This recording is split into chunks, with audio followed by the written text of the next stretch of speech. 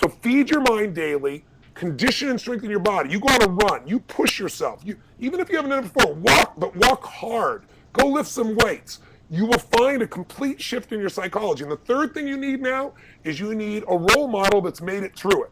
That's why we're doing this site with Ariana. That's why I do Breakthrough the TV show. It's like when you see somebody go through being a quadriplegic to transformed, when you go and you meet somebody who was broke and lost their job and they retooled and now they're better than ever, and you see how they did it, it gives you a pathway. Now you know what to do.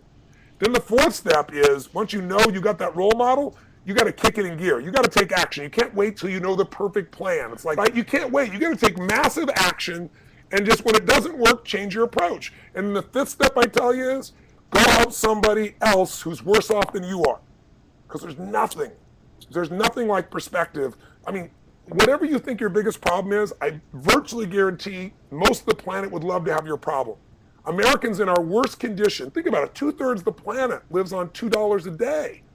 And what we think is a problem, other people would love to have your horrific problem. When you go help somebody else, two things happen. You get out of yourself, so you tap in more of the spiritual side of your life. You get contrast, and you also feel like you're valuable because you're doing something meaningful. This is from Kate McCoy, and she says, how do you get past panic attacks to try to be a normal person or parent? If I was getting a secondary gain, not consciously, what do I get by having these panic attacks? What do I not have to face? What do I not have to deal with? Do I avoid, am I afraid of being rejected and I go in these panic attacks and I'm there? Do I not have to face the financial world right now that's crumbling and I can say it's not me, it's not that I'm broken, it's these panic attacks. Otherwise I'd go out and turn things around. I don't know you personally because you're not on screen, I apologize, but I can promise you if you hung on to those panic attacks at some level in your body, it isn't just physical, there's a secondary gain. If you can find a better way to meet those needs without the panic attacks, you'll get rid of them. And so you can reach out, or you can reach out to my offices. If you go to TonyRobbins.com, or if you call, there's a number on our website, you can call there and ask for a coach, and they can arrange for somebody who can help you deal with the panic attacks and deal with this issue as well if you'd like. But you ought to watch Breakthrough. I think it's on, someone flashed me a note, it's on August 24th will be the session with a woman with the exact challenge you have, and you'll watch step by step how we turn it around and turn around her family and her relationships as well. I run like a self-development community online, and we like talk a lot about self-development, how it relates to neuroscience and stuff like that. And there's a lot of self-development and self-help literature out there, and a lot of it is kind of anecdotal, often a bit vague. Some of it is pretty concrete, like some of your stuff, some of Stephen Covey, some of Wayne Dyer. And my question is like, what's your view? How do you feel currently about the state of self-help and self-development stuff out there, and where would you like to see it evolve?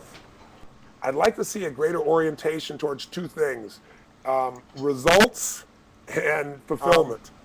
I started, coaching has been around forever, and when I first started my career 33 years ago, I was trying to figure out what to say and what I was doing, because I didn't want to be a motivator. I certainly know the power of energy, and if you've ever seen me with an audience of 10,000 people, I've got to hold people that won't sit for a 3-hour movie that someone spent $300 million on, and I'm holding people for 50 hours, and they can vote with their feet at any moment. They get a money-back guarantee, and I might have in the room Anthony Hopkins sitting in the front row at one big event I did with 5,000 people, and I have 30 other countries in the room. I've got 5 languages being translated simultaneously. So I've got to be able to meet all these people's needs and put them in immersion where time disappears.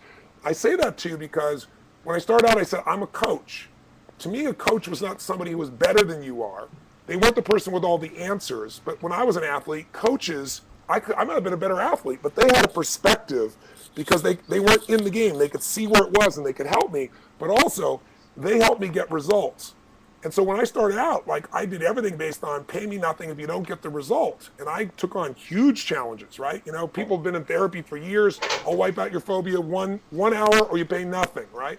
And I built my career based on it. So now everybody, I called it that for 20 years, and everybody's a coach, They go to coaching universities, which is just somebody who made it up and came up with some protocol. They don't have to produce any results. So I'd like to see the field move towards more measurable results in order for someone to really call themselves anything, but I doubt that's going to happen.